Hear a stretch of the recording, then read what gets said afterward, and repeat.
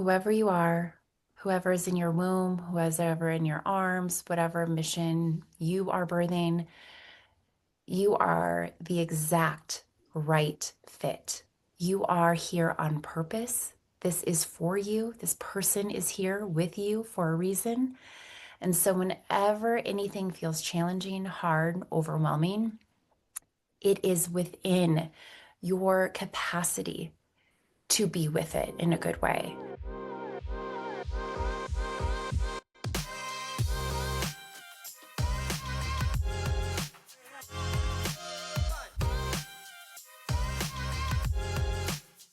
Welcome to the Rewire for Birth podcast. I'm your host, Dr. Cindy. I'm a naturopathic doctor and birth guardian, and I couldn't be more thrilled to have you here.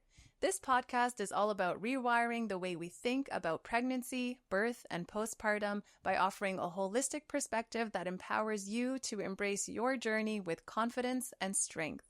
Each week, I'll bring you expert insights, valuable advice, and inspiring stories to help you feel prepared and empowered. We'll dive deep into the transformative experience of bringing new life into the world and explore ways to make your birthing journey truly beautiful.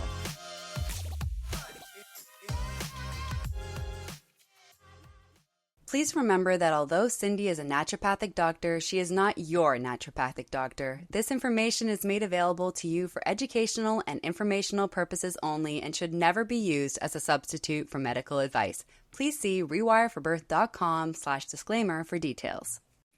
On this episode of the podcast, we have Ashley Glowiak. Ashley is a mother of 5, who she homeschools, by the way, a marriage and family therapist, and psychedelic-informed researcher devoted to restoring the sacred ecology of family life. Through her frameworks, family mycology, and home field advantage, she guides women to transmute inherited patterns into love, rhythm, and coherence across generations. Oh my goodness, I'm so excited.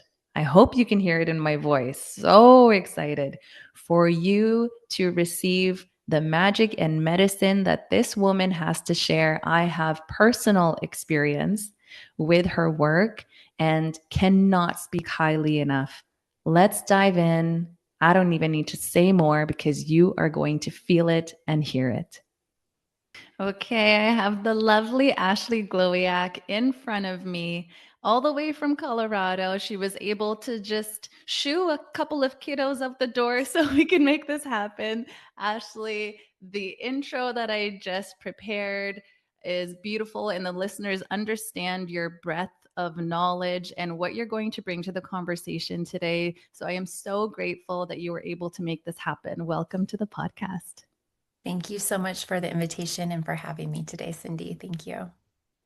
I'd love to start off with actually something a little bit more personal for you. I'm really curious about how your transition from life without kids and doing all the things that you were doing to motherhood was like for you and how that really activated and ignited the path that you're on today. Wonderful question, because it's really the beginning of everything that my life is inspired by, and what I'm doing all comes from this root. And that was my prayer to be a mother one day. And this really came into my field when I was about 18 years old, so quite young. And before that, I had never really thought about what my life was going to look like in terms of partnerships, in terms of children. I had always enjoyed children, babysat, that kind of thing, but there was really some quite traumatic experiences that I had that led me into a deep dive of curiosity and inquiry around, okay, if this is what life is, which was healing from a lot of intergenerational trauma and a lot of dysfunction and a lot going on, I thought, how can this be a better road? How can this become something that doesn't feel so depressing, so intense, so fear-based? And I got into therapy, and I was so lucky to have met with a psychedelic assisted therapist who was working with PTSD at the time in a study. And so that was my gateway into this intersection of psychedelic work and transformation and healing and all of that. But it was really in a experience I had where I saw my future family and I thought, oh my God, I know that one day I can become the mother, the woman that I long to be.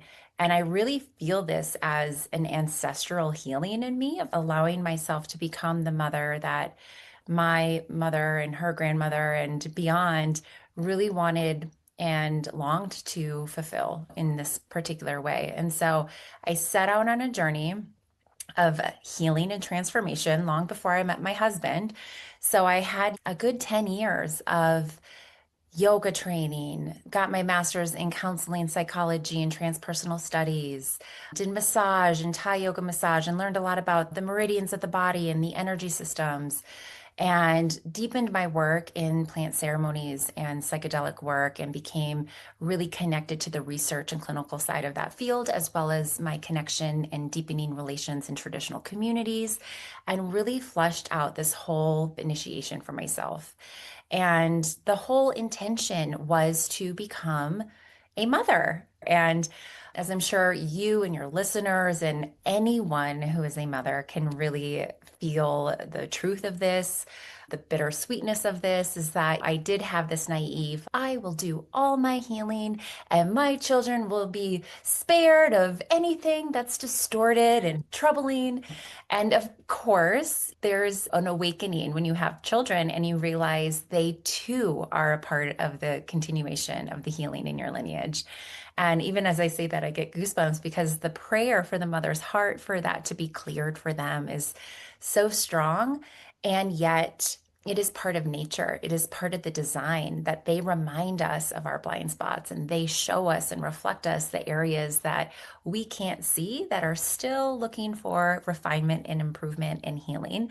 And so I have five amazing children who get to remind me of my areas all the time. So I get to stay nice and flexible and humble and agile in all of my mothering skills. But it was really a healing moment in my late teens that led me into the trajectory of this work. And I'm so proud to be cultivating this kind of knowledge and remembrance in this way that a lot of mothers are finding a lot of help with. Yeah, it's so beautiful. And I can so relate to that naivete going into motherhood because I thought, oh, I'm a naturopathic doctor. I know all the things. I've done some inner work. I've done the reflection. My kids are going to be so free of all the ancestral stuff going on. And no, not at all. They bring it up. And thank you for reminding us that is a part of nature.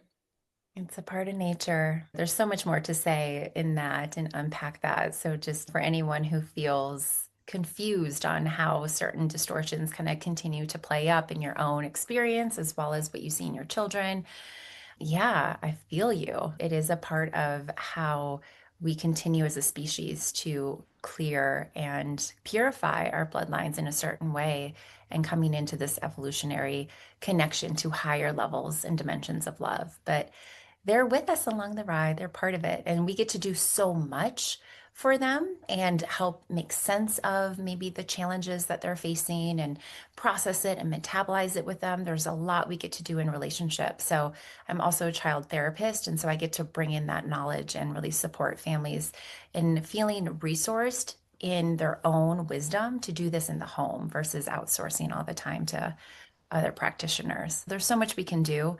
And yes, they are a part of it with us. So a lot of honor to the little ones as well.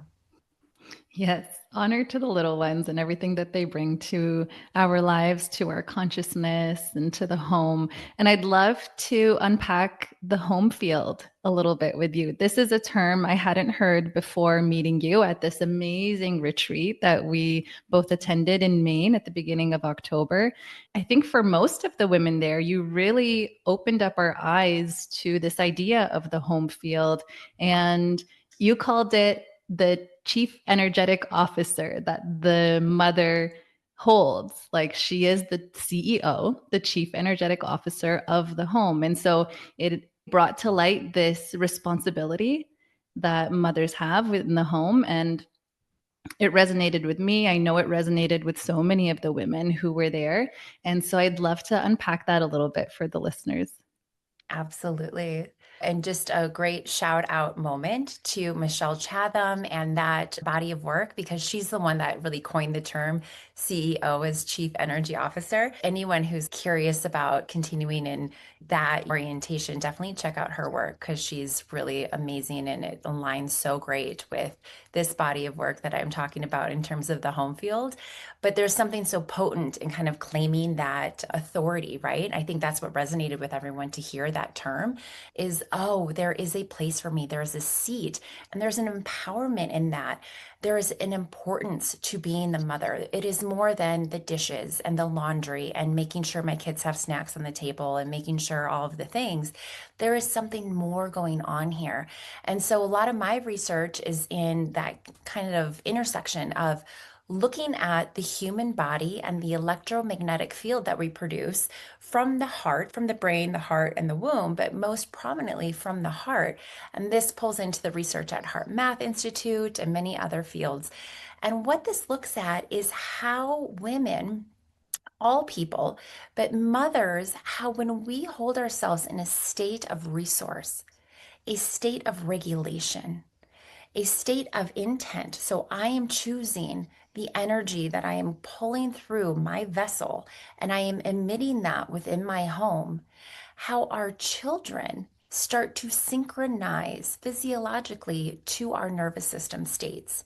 And so we can then begin to question the tantrums, the outbursts, whatever it is, X, Y, and Z, and start to pull into our own empowerment and say, if I am the strongest and the most full in terms of emitting this electromagnetic field, and it can be one of distortion, I could be angry, upset, reactive, then I know that that is going to impact my children to synchronize into a similar holding pattern because they are programmed to hold rapport with us as the mothers. It's a social mammalian physiological design.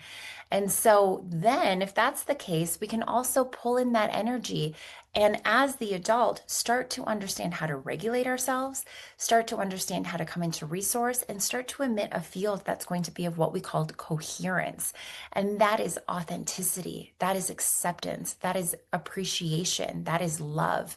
We don't have to always like what's going on, but can we accept it and can we be with our children in whatever emotion is happening in the time?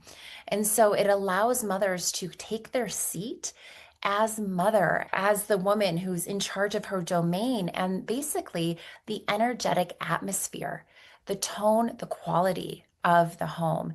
And it's amazing what we can do when we hold that first, meaning we don't wait for our children to behave the way we want them to, or our partners to say the right thing, or the thing at work to go well. But when we hold ourselves to the standard and value of this is how I want the culture, the atmosphere, the energy in my home to feel like, then we see how quickly the children start to respond and they start to mirror that back to us, which is going to be a much more enjoyable, connected, intimate experience with our kids. It's powerful. And the science is there. It's so great to weave in these other things because sometimes when we're talking about the invisible, we can get a little bit floaty with it, dissociated with it. What does that mean? Is that real? I could hold my field, but we point our finger, so and so, I can't because of this. And so I really work with families in that gap to say, but can you? Can we try it? Can we come back to you first? And then this is one of those amazing things where I find that women, mothers, we often feel like we don't have time to resource. We don't have time to go do the things that fill us up. And it almost feels like in some circles that you're stronger if you don't need it. But what I find is that women really start to repattern that belief when they see that, oh, it is actually in the best interest of my entire family's health and well-being for me to be Phil and it is my responsibility to ensure that I'm filling my cup. And then there's kind of a new belief that we can get to with women and myself included. I always include myself because it's always a coming back to that too. But yeah, it's powerful. So powerful. And I can say just from my own experience after you spoke with the group at the retreat, I don't raise my voice as much. There's no need. I don't feel compelled to raise my voice as much. The girls did protest a little bit when we did dim lighting after sunset, but now they almost enjoy that downtime before bed and no tantrums. Well, I can't say no tantrums, but much less. And it's just the feel in my home has shifted tremendously. And so when you say powerful, it's subtle, but it's very palpable. I can feel it on a daily basis that something has shifted in the home. And taking that responsibility, it's liberating in a way. Often we think of responsibility as another burden, but it's so liberating to know that we have a role to play. Absolutely. And that's the biggest thing that I see as step one is that to do, right? As mothers, as women, there's already so much on our plate. So then to add another thing that kind of is saying, okay, well, everything in the home field then is also part of the responsibility or part of what we influence and impact so greatly. It can feel daunting at first, particularly if you don't have the background or the understanding of how do I do that. So that's a lot of what my work tries to map out for people so that there's tangible, simple, and empowering things that mothers, parents, fathers understand that when they start to reclaim these elements, that they then get to reclaim the energy, the tone, the culture of their family, of their home. And you will see that the kids, just like you noted, are so quick to align with the new rituals, the new habits, the new patterns, and it's regulating for their systems. And when we have little ones, they're either in our home or they're in school, or they're in other domains. So sometimes what we get when they come back is we're doing kind of a hygienic clearing of their day too. That might not be your stuff. And that can feel daunting as well. You didn't create it, you didn't do it. The repair isn't from you. And yet here you are as that maternal influence clearing the atmosphere of your home. And so there's a lot of practical tools for that as well. Mhm. Get a little Yeah. Are you open to sharing just a few practical tools? There's one that our mutual friend Kate mentioned, and I do it every night with the girls. It's called High Low Buffalo. And so we Mhm. kind of go through the high of the day. What was your low of the day? And a buffalo is something silly that happened that you can kind of get back into a state of laughter and giggling and silliness.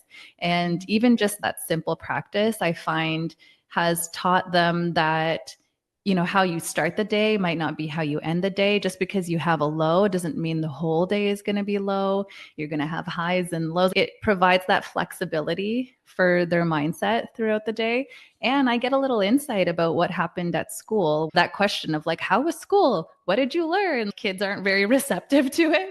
And so this is a lovely way for all of us to kind of reconnect before bed. And so I'm curious, I know some of the practical tools that you use that I've integrated into my life since meeting you. So I'd love for the listeners to hear just a few that you find are really practical and potent. You got it. Yes. I always love the ones that I've cultivated and come up with have been anchor points for me and in the body of research I do. And then I always just remind moms as they get used to it and get in the flow of this is where the art of mothering comes in and your own creative spin and tuning and knowing your children and kind of playing around with that. I'll talk a bit about that as well. One of my favorite things to do is to always come back to the elements because we are elemental people and we also regulate, co-regulate with nature so incredibly well. So when your children come home or you start the day, it's amazing to go put your feet on the earth if you can. Even if it's cold outside, open the window and take a big breath and just kind of hum it out or scream it out or whatever it is, but allowing yourself and your children to start to connect to the elements first thing and last thing of the day, if possible, and somewhere in between. Because even when they're not under your wing or in your nest, they always typically have some sort of access to looking out a window or seeing the sun or putting their hands near a tree or doing something that can support support their bodies to come back into balance. Some things that I always recommend in that same realm is what I call blessing water. And we have all of this research that shows that when we speak to water, when we pray with it, we've seen unstructured water become crystallized. We've seen it become these beautiful patterns of symmetry. And so we take that to our own body composed of water as well. The thoughts we think, the beliefs we have, the emotions we carry, all impact the quality of our internal waters. And one of the things my children love so much is we have this beautiful vase of water on the table. And then before a meal, we all say a blessing into it and then pour the cup for our neighbor. So I have 5 kiddos. And so we go around in that way, but you can do it for one another. You can have them all kind of partake in that. And that's just a way to, again, acknowledge that what we think and what we say matters. We say it into the water and then we offer that to someone as nutrients. Another favorite thing I do, whether you have a little outdoor fire pit or you do candle work inside, but is to light the candle. I know I gave you a couple statements and rituals to use for a candle in your home. That can be done outside, that can be done inside, but something to acknowledge that internal flame. And just having kids look at it for a while in silence is powerful. The flame and the red light just start to shift the brain waves, start to bring people into a different state of regulation. It's this non-effortful thing that all of a sudden nature is supporting this co-regulation for your children with you. For you, we did these things called family constellation statements, which is another big part of my work, is to look at inherited family energetics. And when we look at what's come before us in terms of how our mothers, our grandmothers, our fathers, our grandfathers, how they all experienced the world, end up in our body unless someone along the line gave us another way to feel and look at something. So in the field of epigenetics, which is a big area of my research as well, we always look at perception because it's the brain that starts to perceive different ways of life and different experiences people have had and registers them either as trauma or something that we can adapt with, that maybe we grieve or maybe we're in relationship with a different way, but it's not traumatic to our nervous system, to our brain, meaning our body can then feel safe to be open, to have the heart open, the throat open, the pelvic bowl open. And when we're in a state of regulation, children are creative, they're playful, adults are creative and playful, and there's an ease to the field. I'm in the healing, so I'm like, I don't think I would talk to the people who this doesn't apply to because they wouldn't be coming to see me. But I've never met anyone who doesn't benefit from a family constellation statement because we are all healing so much in our bloodlines right now. And so maybe they're out there and that's beautiful and wonderful, and I have yet to meet them. But simple statements of acknowledging into that flame of mother, I accept your experience in the world. What is yours stays with you. What is mine is now mine. I love you. Honoring that we come from life and that even in challenge of how we were raised or what's happened in our family history, we can acknowledge that we would not be here if we didn't have this line of life force come through, and that people are the way they are because of what's happened to them. And so we get to then begin to honor with love what they experienced and separate into our own field and say, okay, now my responsibility is my nervous system is going to be to expand into new beliefs and new regulation so that I am well and that I am well. I don't have to hold the loyalties of feeling triggered by this certain thing or activated about this certain thing that was modeled to me. And so I have a whole slew of statements for different kind of configurations and different things that have happened for people. They're templates for them to be inspired by and use their own language with, or however it is that it flows and lands for them. But it's amazing. And for children to witness parents do that shows them that the order of love is in place and that the parents are tending to what they need to do so that they're not burdening the children in the future. Yeah, I have to say the statements that you gave me are so powerful. And my older daughter, who I mentioned to you in an email, who's very skeptical, like I think it's because it's my line of work and she has a bit of a rebellious soul. So anything like Okay. deep breathing, meditation, yoga, all these things. She's like, Mom, that's lame. I don't want to do that. Whatever it is that I'm interested in, she's anti that. And after I read one of the statements, she had tears in her eyes and she goes, Mom, that was really nice. It really hit her soul and it was so healing for all of us. And so deep gratitude to you and just to the listeners to know that something quite simple but is very relevant to their life can really provide that space for transformation to take place. And is this what you mean by healing the mother line?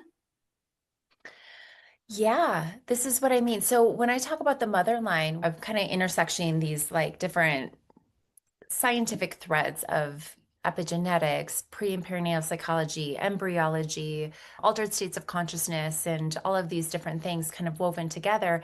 And what we find is that the mother line holds so much of the potency of what we call the first epigenetic field. So we are gestated within the womb, and that becomes the ecosystem that our body really lands into for the very first time. And when that starts to unfold, we are given a whole bunch of information around where did we land? What's the temperature? What's the hormonal cocktail? What's going on here? Should I be preparing myself for something threatening? Should I be relaxing and unfolding and opening organically? And the body has all of these different mechanisms to respond to the environment in which we land. And so, as we're gestated in our mother, her nervous system, her beliefs, her perceptions, the way that she's handling the world impacts us greatly in how we then come out of the womb and connect to our own identity. So whenever we start to investigate what does healing myself look like? What are the areas where I start to get stuck? What are the areas that I really can't take that view of self responsibility and coming into this kind of like clean slate? This is what I intend to cultivate. I get into those sticky spots where I get identified with a certain relational dysfunction pattern with my marriage or my partner, or I get into this one kind of thing that happens with community or friends, or my money story, or the way that I'm engaged in intimacy, these different ways that you just can't seem to get through. We then always look at what were we witnessing? What was our mother feeling about these different topics? What was happening there? Because that is the information that gets woven into our neurology about it. And when we start to just bring in this intention to bring awareness, this intention to bring light to something that's unconscious, we start to get a whole lot of information around how we can now begin that individuation process where we get to cultivate our own practice to our breath, our posture, our language, these different things that are going to emit different experiences and frequencies and different things, and really start to play around with how we are going to choose to identify in different fields of our life. Because I know this is the case for me and so many people is when you are in family of origin, how often do we start to hold ourselves positionally just like them, or how we can see through a line of like, oh, our daughters walk just like us and we walk just like our mothers. We can see the imprints of the fascial tissue. We can see how we hold ourselves in these different shapes. And that, in terms of being these vessels of energy, start to impact our emotional quality and tone. So, yes, healing the mother line is always happening, right? Whether we're conscious of it or not. And so it's not something you have to go seeking and searching for. But when we bring awareness to it, it's like having the key for the lock. And all of a sudden, you get to be liberated in what you decide to take on because it's a blessing, it's resilience. You love that part about your family history and the strength that they're carrying. And you get to compost and you get to release what is not of service anymore, what is no longer a match for your high self. And then that becomes a really powerful experience to start to let some of that energetics go.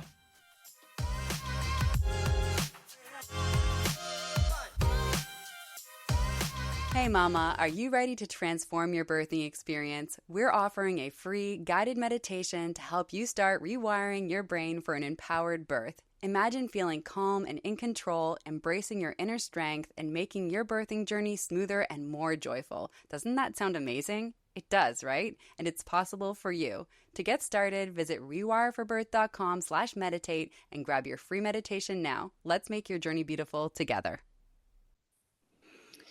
Oh my, there's so much there that I want to unpack with you.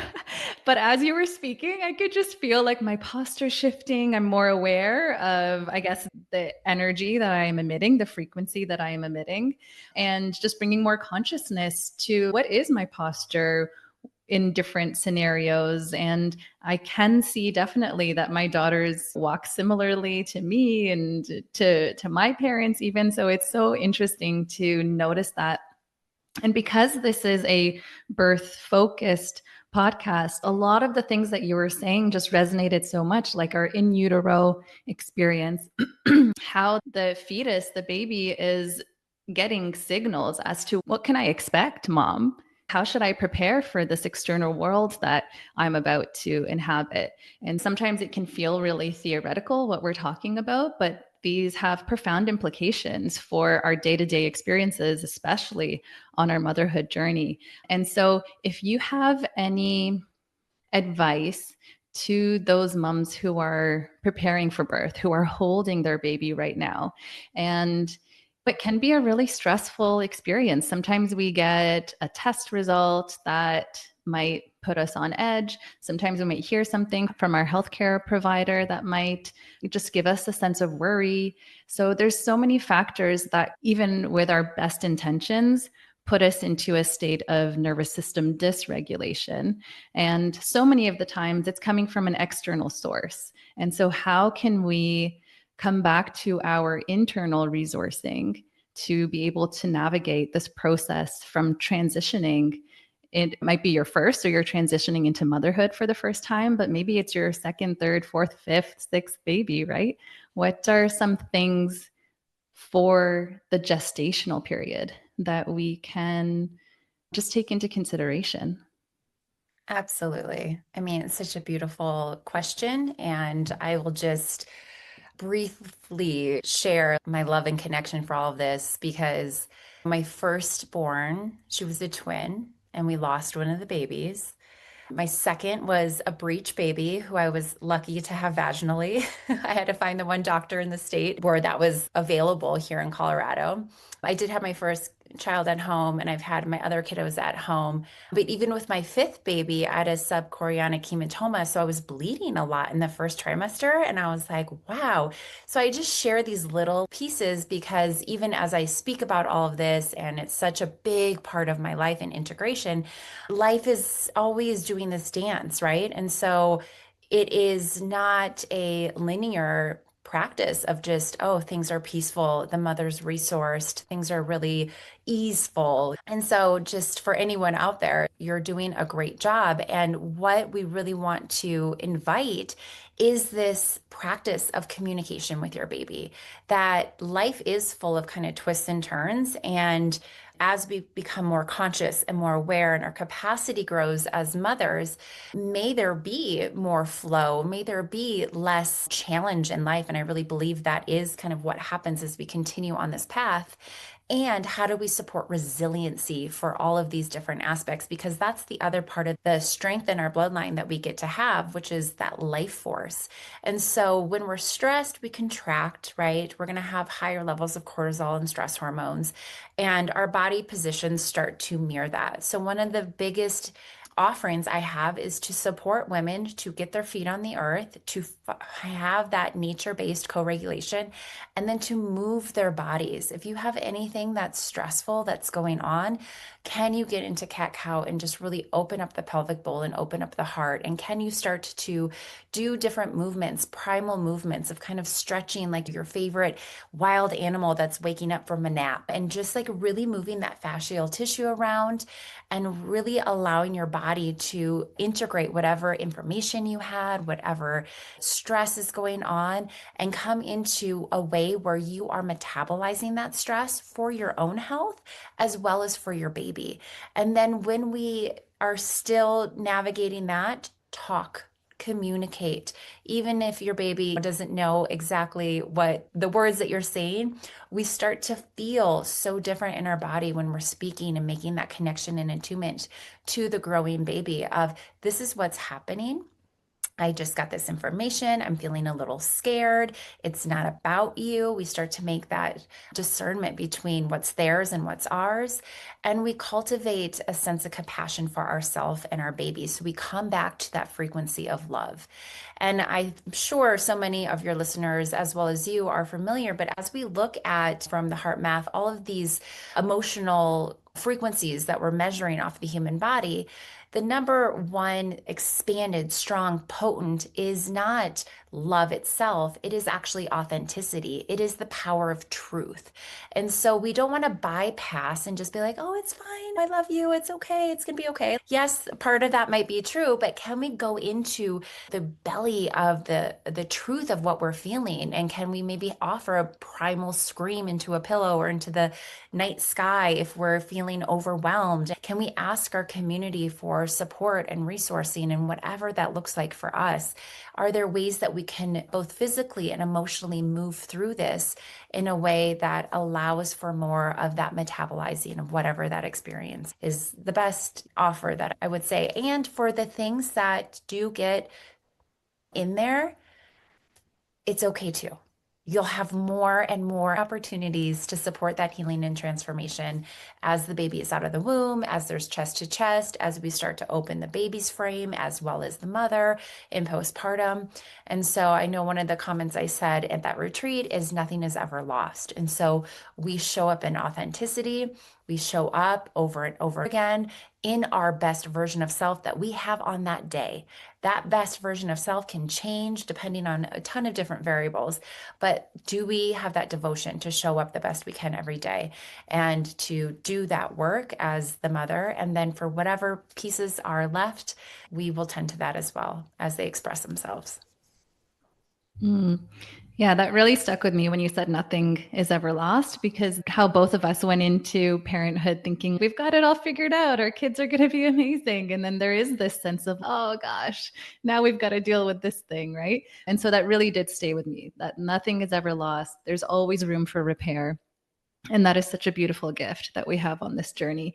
You've been saying a lot of words, Ashley: metabolize, compost, connecting to nature. And this brings up the conversation around how we can be supported, how we can have allies on our journey.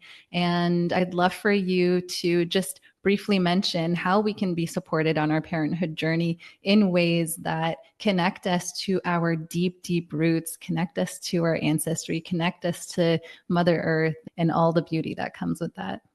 Yes. So a big framework that I've created as well is called family mycology. And this is really where I get all of those words of compost and metabolize and regeneration and all of those things, because I look to nature as a teacher, as a lens into remembrance that we too are a part of nature, that we too are a species here on the planet, and that there is a design that we have, there is a relational need we have to blend our way of life with the natural world once again.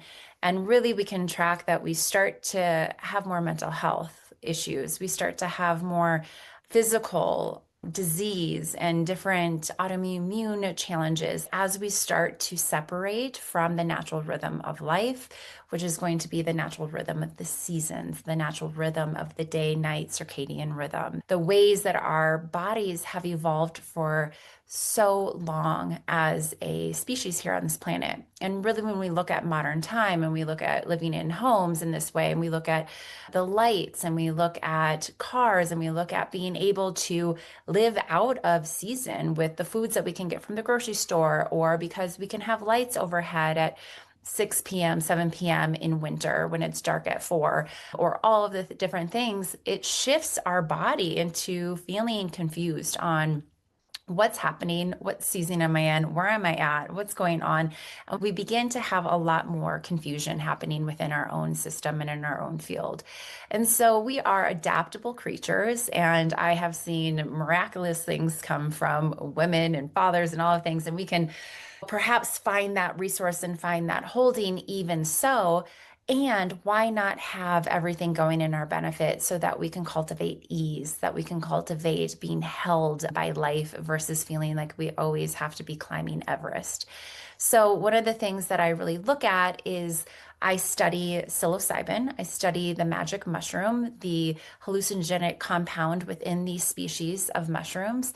And I also study mycology, which is just going to be the relationship with fungi and the earth and these different fruiting bodies of various kinds of strands. And I look at them to mirror back, what does regeneration look like? What does healing distortion look like? Because when we look at the planet, there is no better master decomposer of low frequency to high frequency than the fungi. They can clean up oil spills, they can clean up the plastic, they can clean up truly anything in the world that has been created from human problem and elsewhere. And their job is to create homeostasis and balance, no matter what trauma has occurred on this planet. And so when we look at how they communicate and how they support collaboration between different plants and trees and supporting nutrient delivery and all of these things, we really have a template on how family systems can communicate, how they can start to weave together and share different energetics in a way that is going to be of what we call coherence, that state of flow versus contraction and distortion. And when I speak of distortion, knots that you might feel like in your own body or even in your relationship with your child, where I'm really irritated about this one thing about my kid, or this really annoys me. I'm noticing I want to not be around. I need to like leave to charge. I can't charge within my home. When I hear things like that, I'm always like, ooh, okay, there's some good material there to be composted. I'm like, how do I get the mama breathing, resourcing? And number one, because mothers, we do this, and me included, we take it so personally. We feel like a terrible mother for ever being irritated or annoyed or secretly having these thoughts that we don't want to be with them. We want to be somewhere else. We have this whole thing that we make meaning about around it. But when we can quiet that down, which I help normalize and regulate and depersonalize, then we look at those areas where it's not flowing. The love is stuck. And we move in there with curiosity and resource. And we're like, what is happening there? And all of a sudden, we see a pattern of, oh, this kid reminds me of myself when I was 4, and this thing happened to me when I was 4, and it's activating this unconscious memory, and it's uncomfortable, or another version of that in a variety of different ways. And so, what we can do is really work with that in conversation, in supporting what I call activating more charge in the human body through nature based things, through nutrition, through movement, through breath, and all of that. And another way, when available and when applicable, is microdosing psilocybin. And so, one of the things that this mushroom does is supports us to begin to go into those areas that are sticky, and it just offers this really gentle shift of perception and offers us more choice points of how can I be with this child in a way where all of a sudden those feelings I move towards, I have a little allyship, a little support through this medicine, and I can be with my child in a new way, my inner child in a new way, as well as my physical child. And we can begin to compost and digest whatever this gnarly little thing is. And I coach families through that. And what I'm talking about is sub-perceptual. I do offer the high dose journeys here in Colorado. We're a legal state in that way. But what I'm talking about is sub-perceptual. So it's really under the radar of that hallucinogenic kind of experience. It's just to support these areas of the nervous system that are hard to reach to come into more regulation and have more capacity for creativity. So psilocybin really brings up what we call the socio-cognitive niche, and we see increased empathy, increased connection, increased love for self and other, higher release of oxytocin and love hormones, which are going to support bonding and going to support this reconnection in a new way. And so many of us right now don't have that modelship or personal experiences of that totally loving, safe home field. But as we start to look at our kin, our family, is not only our human bloodline, but the world around us. We start to see our grandmothers right now in the plants. We start to see our grandfathers in the plants. We start to see that we have the aunties and the uncles and the support we need through the herbal remedies that we have, whether that's you're drinking the teas and you're connecting with a certain plant, or flower essences for children is so powerful, or you're going into more of this soul healing experience with psychedelic work of what does that look like in a family friendly way, and how do I integrate that into my home in a good way. All of that is so important, I think, in a time like this when we're navigating the kind of problems we are as a human race. And I really believe that the earth provides. And so there's a medicine for each aspect that we're going through. And we just have this pretty intense conditioning around psychedelics for good and weird reasons. And certainly something like everything in nature, there's going to be different ways that it's going to remind you to slow down and have respect and reverence. If you eat the wrong berry, it could kill you. If you eat the wrong mushroom, it could kill you. If you eat the right berry, it could give you so much health and well-being for the rest of your life. Same with mushrooms. So these ways that nature is showing us like, hey, slow down, breathe, come into connection, attunement, respect this relationship before just objectifying. Let's come into this balance again. And so these medicines show us that, they remind us of that, and it's good to walk in a good way with them. And they can be incredibly, incredibly helpful for healing intergenerational trauma or distortion. Mm. Thank you for saying that. One of the images that came up as you were speaking was our nerve endings and the web of fascia that moves throughout our whole body, and how that so mirrors the mycelia, right? And how that is kind of the web of communication across our whole planet. And so opening up that communication, allowing for that communication to even be available through having these allies on our side throughout motherhood and parenthood, no matter what challenges come our way. It can be just such a source of resourcing and support on our journey. So I agree. We have strong conditioning around it, but you've really opened up my eyes that this can be very similar to just having that chamomile tea in the evening to support Mental. restful sleep. Yeah, absolutely. Yeah. So just like what you're saying, the fascia and the neurogenesis that we can get too, it like mirrors the different neurons in the brain, as well as the fascial system and that whole network that you're talking about. And so when we see that as a species, we've had this kind of unnatural environment or this challenging environment for so, so long, just like you're saying, it can be supplemental, like that chamomile tea that we take to kind of soothe ourselves in a particular way. And so there is really a way to come into right relationship. I really advocate just for the possibility of that, right? I mean, if it's not anyone's cup of tea, pun intended, it's all good. It's all good. And we can still hold that opening of then what is yours? What is your medicine for your family? What is it that supports you to feel like you have that earth family, that you have that support with you? But yes, fungi just get so fun to study because life would not be here. We would not have plants. We would not have the soil. We would not have living life without the fungi. And so when we look at them as kind of this foundational, necessary element of earth, and we see how that's mirrored in the body, we can get curious. We can get curious around how this is here to support us at this time of great need. Mm-hmm. Yeah, something along those lines that really stood out to me that you said was we can use anything to either check out of our lives, of parenthood, of all the challenges that come along with that, or we can use these same things to really tune into ourselves, to tune into our children, to tune into our whole family system. And that really shifted something for me in regards to just accepting it as an option, as Yeah. something that can be a part of this journey as a supplement, like you say.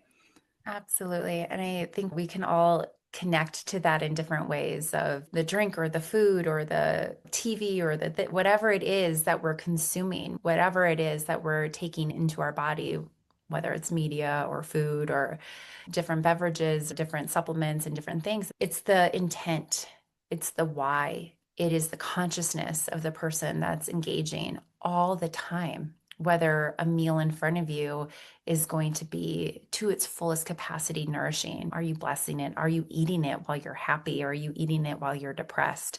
All of these things matter so much. And so that is one of the ways of re-engaging with this conversation on plant medicine is why are we using it, and how do we walk in a good way with it by expanding our understanding, our research and knowledge around the benefits and around how we can be in reciprocity with it and how to allow it to have us dialed in so that we are actually supporting our calibration to our highest version of self with this medicine out of respect for ourselves and respect for the medicine versus engaging, objectifying, and using it to check out. That should be a question with anything that we're taking into our field. Mm-hmm. Yeah, I couldn't agree more. It can be literally anything, even things that we label as wellness improving, right? Like someone can even use their yoga class as a way to check out of their normal life. And so it's across the board. What is our intention and what is our relationship to whatever it might be? So, Ashley, as we wrap up, I'm going to ask you my final question.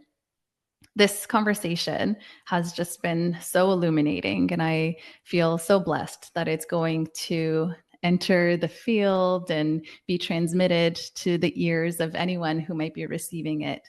But I truly feel, and I'm sure you feel this, we've kind of touched upon different things that might be quote unquote inherited. So there is this profound imprint that takes place when a new life is entering this 3D reality that we all inhabit. And that can be an imprint of love and safety and trust, kind of like this big welcome party for this new life. We're so happy you're here. Sometimes, unfortunately, what happens for whatever reason is that it's an imprint of mistrust. It's a fear imprint. It's an imprint of uncertainty, of protection mode, of survival mode. And that's okay. There's a lot that we can do to repair. But a part of the mission for this podcast is to prepare for this experience instead of having to repair. And I really feel when enough families, enough mothers are supported, then we're going to have a whole generation that is moving through the world from a place of love and safety and trust instead of from fear. And we'd be looking at a very different world if that was the case. And so that's all of my preamble of asking you, what would you like to imprint onto the ears of the listeners? It's a lot of moms and moms to be. There might be a newborn listening. There might be the partner as well listening. And it's also women who want to birth something creative into the world, a mission-based business, a creative endeavor, something beautiful. What would you like to imprint onto their ears? That's so amazing, beautiful, and what a high mission. Thank you. And what an amazing question to have the privilege to answer.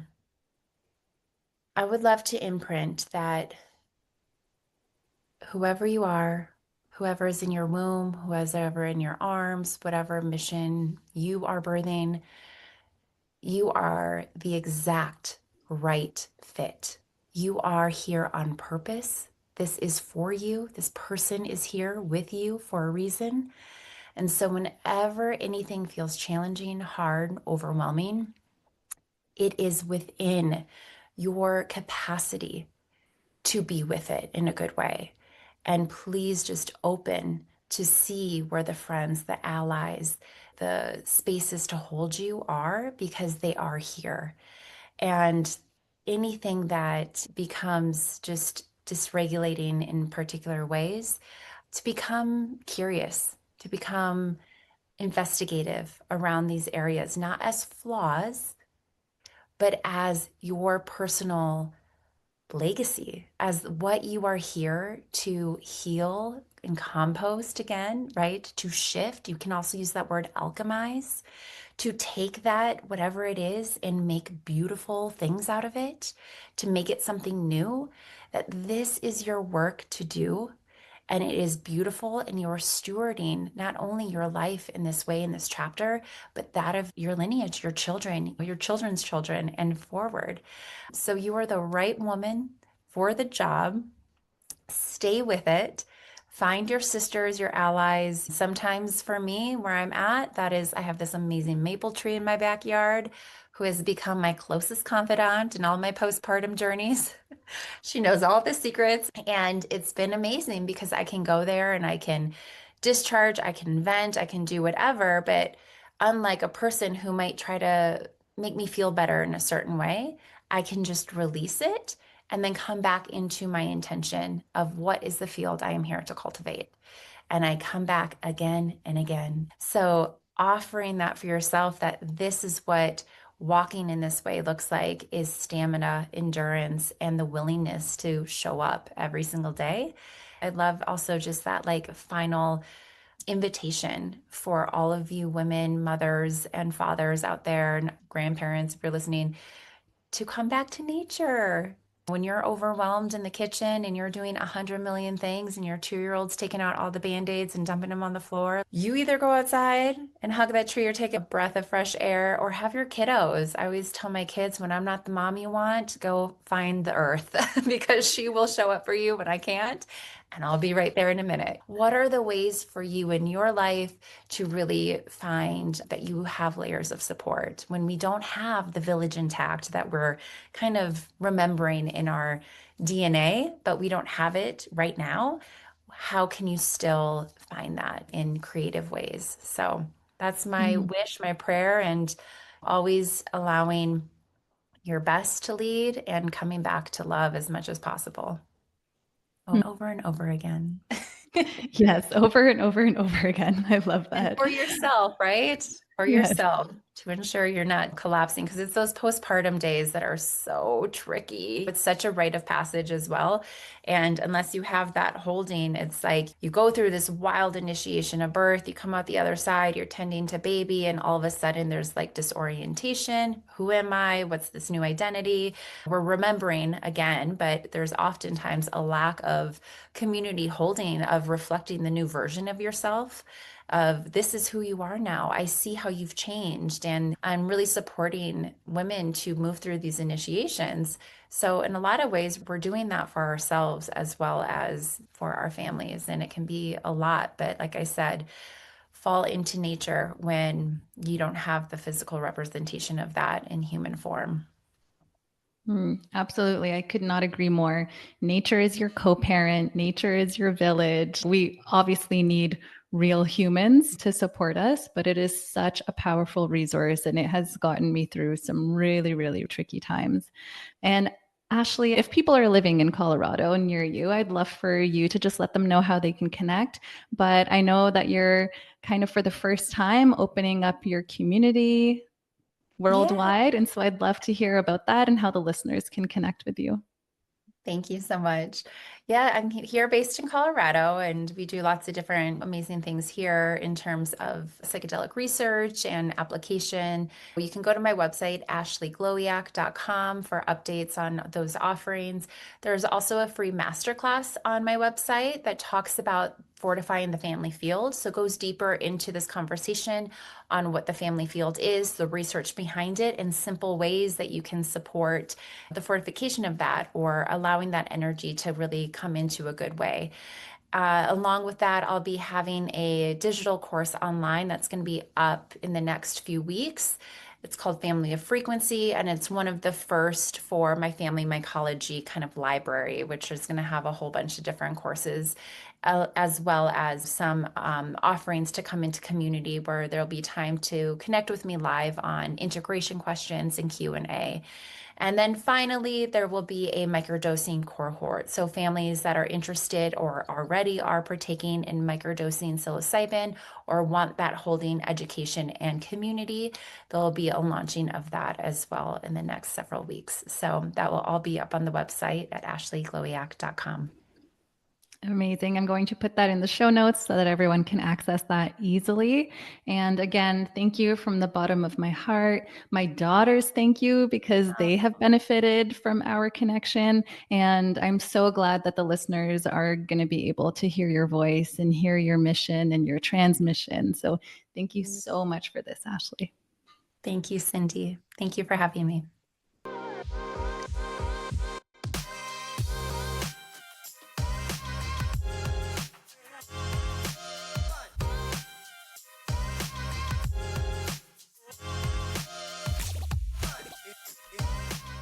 Thank you so much for joining us on today's episode of Rewire for Birth. We hope you found our discussion inspiring and empowering. If you enjoyed the episode, we would greatly appreciate it if you could leave us a review on your favorite podcast platform. Your reviews help us reach more listeners and spread the message of holistic, empowered birth experiences.